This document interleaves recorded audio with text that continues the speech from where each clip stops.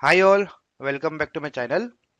सो आज की इस वीडियो में हम हमारे क्वेश्चन नंबर 13 को सॉल्व करने वाले हैं, जो कि हमारे जीएसटी चैप्टर क्वेश्चन नंबर 13 है। ठीक है। मैंने ऑलरेडी इसके पहले अपने पिछले वीडियोस में पिछले सारे 1 से लेकर 12 क्वेश्चन तक का सॉल्यूशन बताया हुआ है। अगर आप लोग इस चैप्टर पर पहली बार आए हैं और इस चैप्टर को सीखना चाहते हैं, तो आप मेरी पिछली वीडियोस को एक बार देख सकते हैं, जिससे आप लोगों को उन सारे क्वेश्चंस को बनाने में भी आसानी होगी। तो सबसे पहले हम क्वेश्चन पढ़ते हैं। जैसे जैसे हम क्वेश्चन पढ़ते जाएंगे, वैसे वैसे हम क्वेश्चन का डायग्राम बनाते हुए जाएंगे। उससे हम लोगों का क्वेश्चन बनाने का एक्यूरेसी जो है वो ज्यादा हो जाएगा। सबसे पहले क्या बोला है, the printed price of an article is 40,000। A wholesaler in Uttar Pradesh buys article from a manufacturer in Gujarat. यानी मेरे पास एक मैन्युफैक्चरर है और मेरे पास एक होलसेलर है। मैन्युफैक्चरर से होलसेलर ने सामान खरीदा, कितना रुपए का, 40,000 रुपीज का। और यहाँ पे लिखा है होलसेलर इन उत्तर प्रदेश, यानी होलसेलर जो है वो मेरा उत्तर प्रदेश यानी यूपी का है। Buys the article from a manufacturer in Gujarat, manufacturer जो है वो मेरा गुजरात का है। ठीक है। कितना पे डिस्काउंट में खरीदा, 10% डिस्काउंट उसको दिया गया है खरीदने के टाइम पे। उसके बाद में the wholesaler sells the article to a retailer, यानी होलसेलर ने आर्टिकल बेचा है किसको, रिटेलर को बेचा है। रिटेलर कहाँ पर है, हिमाचल प्रदेश में है, क्वेश्चन में लिखा है। यानी रिटेलर जो है वो मेरा हिमाचल का है। कितना में बेचा है, 5% एबव द प्रिंटेड प्राइस, यानी अगर मेरा प्रिंटेड प्राइस 40,000 का था, तो उसने 5% जो है वो बढ़ा करके प्रिंटेड प्राइस दिया है। If the rate of GST of the article on is 18%, यानी दोनों ही टाइम पे मेरा जीएसटी अप्लाई होगा 18% का, राइट हैंड साइड में मेरा जीएसटी अप्लाई होगा 18% का। ठीक है। एज पर द क्वेश्चन हमारा डायग्राम इस तरीके से ही आता है कि एक आर्टिकल है 40,000 का, जो जिसको मैन्युफैक्चरर जो गुजरात का है उसने बेचा है होलसेलर को जो यूपी का है। फिर होलसेलर ने उसी आर्टिकल का 5% प्राइस बढ़ा करके नया प्राइसिंग कर दिया और उसको बेचा है एक रिटेलर को जो कि हिमाचल प्रदेश में है। और दोनों ही टाइम पर जीएसटी 18% अप्लाई होता है। सबसे गौर करने वाली बात क्या है यहाँ पर, अभी तक हम लोगों ने जितना भी क्वेश्चन बनाए हैं सारा क्वेश्चन हमारा इंट्रा स्टेट का था, यानी एक ही स्टेट में खरीदना हो रहा था और एक ही स्टेट में बेच रहे थे। यानी इस वाले क्वेश्चन में आप देखोगे तो गुजरात का मैन्युफैक्चरर है, वो बेच रहा है यूपी को। जैसे ही अलग अलग स्टेट पे खरीदना और बेचना होता है, वहां पर सीधा सीधा कौन सा कॉन्सेप्ट लगता है, आईजीएसटी का। करेक्ट। वहां पर सिर्फ पैसा जाता है सेंट्रल गवर्नमेंट को, यानी वहां पर इंटर स्टेट कॉन्सेप्ट लगता है, इंटर स्टेट। यानी अलग अलग स्टेट में अगर सामान बिकेगा और बनेगा तो वहां पर इंटर स्टेट का कॉन्सेप्ट लगता है। और होलसेलर ने जब सामान रिटेलर को बेचा, तो होलसेलर था हमारा यूपी का और हमारा रिटेलर था हिमाचल प्रदेश का। यहाँ पर भी दोनों ही स्टेट अलग अलग है, यानी इस वाले केस में भी हमारा इंटर स्टेट कॉन्सेप्ट ही अप्लाई होगा, क्योंकि बेचने वाला और खरीदने वाला दोनों अलग अलग स्टेट को बिलोंग करता है। तो इन कॉन्सेप्ट को आपको जानना है। अब हम इस क्वेश्चन को सॉल्विंग करना चालू करते हैं। सबसे पहले हम लोग यहाँ पर इनपुट पार्ट लिख देते हैं। सबसे पहले क्या बोला है कि किसी भी आइटम का प्राइस है मेरा 40,000। ठीक है। उस पर उसको डिस्काउंट मिला था 10% का, डिस्काउंट इक्वल टू 10%। तो डिस्काउंट अमाउंट कितना हो जाएगा इस हिसाब से, तो डिस्काउंट अमाउंट हो जाएगा मेरा 40,000 का 10%। 10% यानी कितना हो जाएगा उसका, 4,000। 4,000 डिस्काउंट मिला है उसको, यानी अब उसका कॉस्ट प्राइस कितना हो जाएगा, टोटल जितना प्राइस था उसमें से आप जब डिस्काउंटेड प्राइस निकाल दोगे तो आपको उसका कॉस्ट प्राइस मिल जाएगा। ठीक है। 36,000 का कॉस्ट प्राइस है। अब इसके बाद इस प्राइस पर जीएसटी अप्लाई होगा 18% का, यानी अब हम निकालेंगे जीएसटी। जीएसटी कितना है, 18% का जीएसटी है।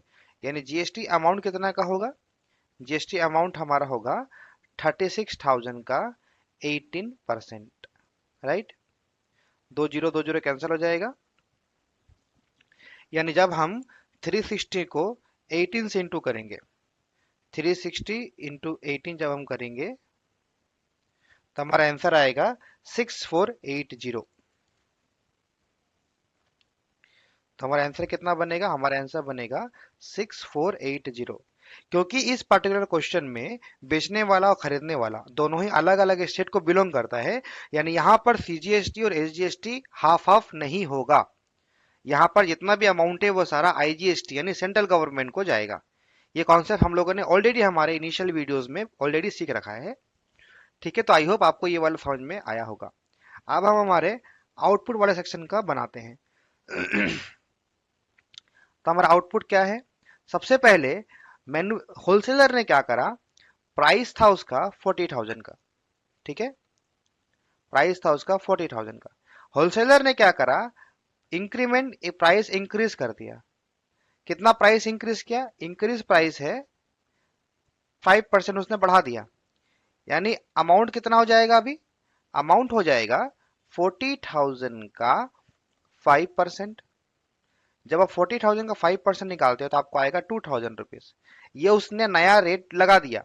तो 2,000 रुपीज का क्या मतलब है कि अब उसका कॉस्टिंग जो है वो इनिशियल प्राइस प्लस प्रॉफिट हो जाएगा। तो यहाँ पे हम लिखेंगे अब कि उसका कॉस्ट प्राइस हो जाएगा 40,000 प्लस 2,000, तो आपका हो जाएगा 42,000। ये आपका कॉस्टिंग प्राइस निकल गया। अब आपको इसी कॉस्ट प्राइस पर जीएसटी अप्लाई करना पड़ेगा, यानी जीएसटी ऑलरेडी हमारे क्वेश्चन में गिवन है 18% है। तो हमारा जीएसटी का अमाउंट कितना होगा? हमारा जीएसटी का अमाउंट होगा 42,000 का 18%, यानी 42,000 का 18% का मतलब है 7,560। ठीक है, ये हमारा टोटल जीएसटी है। यानी अब हम लोगों ने दोनों ही पार्ट का जीएसटी भी निकाल लिया, कॉस्टिंग भी निकाल लिया, सब निकाल लिया। अब हम हमारा क्वेश्चन पढ़ते हैं और उसका आंसर निकालते हैं। सबसे पहला क्वेश्चन है, the amount including of tax paid by the wholesaler to the article, यानी होलसेलर ने उस आर्टिकल के लिए कितना अमाउंट पे किया जिसमें जीएसटी भी ऐड होना चाहिए। तो होलसेलर को वो प्राइस पड़ा था 40,000 का, होलसेलर ने उस प्राइस होलसेलर का प्राइस पड़ा था 36,000 का, होलसेलर ने उस 36,000 पर जीएसटी दिया 6480, यानी क्वेश्चन नंबर 1 में आएगा अमाउंट पेड बाय होलसेलर, कितना आएगा? Amount paid bye wholesaler. Wholesaler ने कितना अमाउंट पे किया? होलसेलर ने खरीदा था 36,000 का और होलसेलर ने 6480 का उसको जीएसटी भरा, यानी 36,000 प्लस 6480 जो हमारा बनता है वो है 42,480। ठीक है, 42,480 रुपीज होलसेलर ने पे करा है, जिसमें उसका कॉस्टिंग भी इंक्लूडेड है और उसका जीएसटी भी इंक्लूडेड है। क्वेश्चन नंबर 2 पढ़ते हैं, the amount including of tax paid by the retailer, यानी रिटेलर ने कितना अमाउंट पे किया। रिटेलर यानी ये वाला शख्स, ये वाला आदमी। रिटेलर यानी आउटपुट वाले के बारे में बात कर रहा है। तो रिटेलर का कॉस्टिंग पड़ा था 42,000 का और रिटेलर को जीएसटी देना पड़ता है 7,560 का, यानी वो दोनों ऐड कर देंगे तो total amount paid by retailer मिल जाएगा। तो यहां पर हम लिखेंगे total amount paid by retailer, कितना हो जाएगा? रिटेलर ने 42,000 का सामान खरीदा था और उसने 7,560 का उसने जो है जीएसटी पे किया। तो उसको कितना पे करना पड़ेगा? तो उसको पे करना पड़ेगा 49,560, 49,560 रुपीज को पे करना पड़ेगा रिटेलर को उसी सामान के लिए। अब क्वेश्चन नंबर 3 पढ़ते हैं और क्या बोला है वो समझते हैं। क्वेश्चन नंबर 3 में हम लोग को कहां पर बोला है, the amount of tax paid by the wholesaler to the central government, यानी होलसेलर ने सेंट्रल गवर्नमेंट को कितना अमाउंट पे किया। यानी होलसेलर यानी कौन सा आदमी है? बीच वाला आदमी है। जब भी हमारे पास बीच वाले आदमी के बारे में बात करेगा यानी हम क्या लगाएंगे? Output minus input. यही वाला कॉन्सेप्ट हम लगाते हैं, तो यही वाला कॉन्सेप्ट हम लगाएंगे यहाँ पर भी। तो हम लिखेंगे अमाउंट पेड बाय होलसेलर, ठीक है, यहाँ लिखेंगे अमाउंट पेड बाय होलसेलर, ठीक है, टू सेंट्रल गवर्नमेंट। कितना हो जाएगा? Total output CG, output minus input. Output कितना था? 7,560 माइनस 6,480।